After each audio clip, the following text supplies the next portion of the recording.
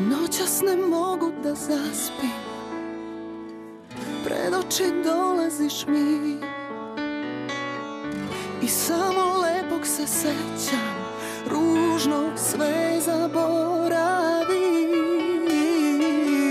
I mrzim to što sam slaba, što konce ne mogu da pohvatam opet. U principu škola Đile Glavović već dugo sarađuje od samog početka sa našim Beauty by Dalila salonom.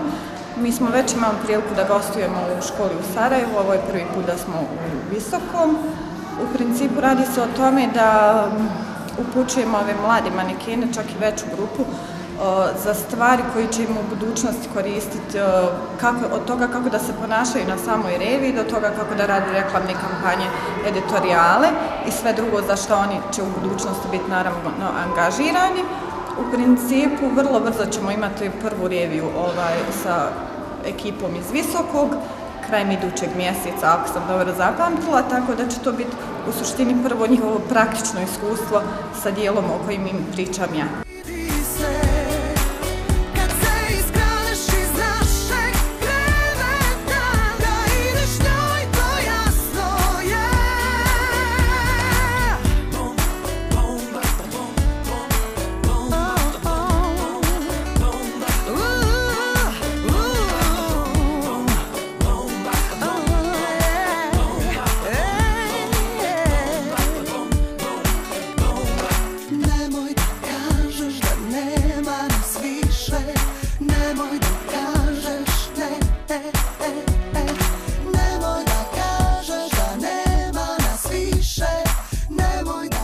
U principu ono sve o čemu mi pričamo na ovim predavanjima je nešto što njima i u životu i pored ovog posla može da koristi.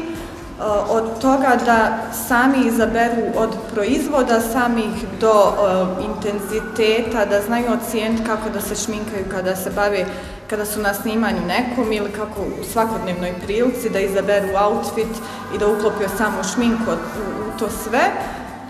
Također da znaju razlikovati šminku koja je predviđena za svakodnevnicu, dnevnu varijantu, večernju varijantu ili za samo snimanje ili scenu. Budući da je šminka koja je potrebna za scenu uvijek puno jača od one koja je predviđena za svakodnevnu upotrebu, to je u suštini i sama razlika između beauty make-upa i scenskog make-upa o čemu sve pričamo na ovim predavanjima.